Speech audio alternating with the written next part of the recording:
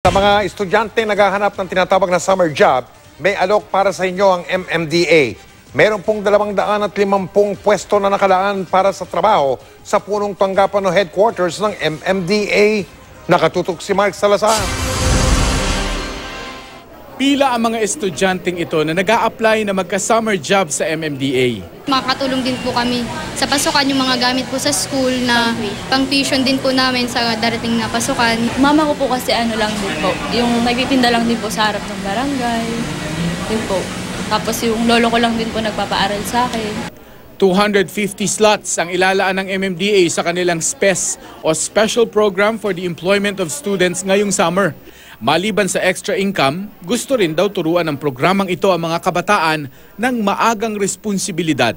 Imbis na maggalagala, gastos-gastos, imbis na tulad dito, SPES, imbis na nagwo-work ka tapos may makikitain ka din, ganun. Tsaka may experience ka na rin, makakatulong ka na sa pamilya mo. They will be earning 537 per day in 30 days, so that would amount to 16,110 pesos.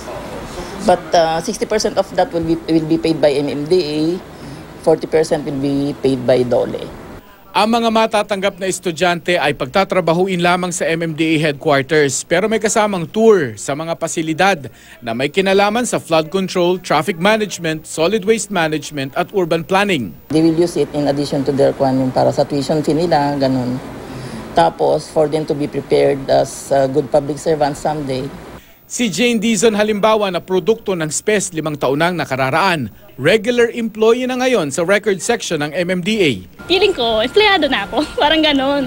Kahit na estudyante pa lang ako noon. Kaya sabi ko, wow, parang gusto kong magtrabaho sa government. Tsaka gusto ko sa MMDA, sabi ko. Kaya po yun, nag-apply ako. Nagsimula na ang admission interview ng MMDA kaya sa mga interesado, pwede na kayong pumunta sa Administrative Service Division sa 3rd floor ng MMDA headquarters. Dalhin lang ang mga requirement para masalang sa interview.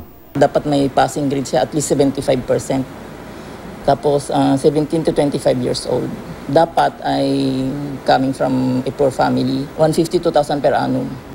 Hanggat hindi napupuno ang 250 slots ng MMDA, patuloy silang tatanggap ng aplikante. Mark Salazar, Nakatutok, 24 Oras.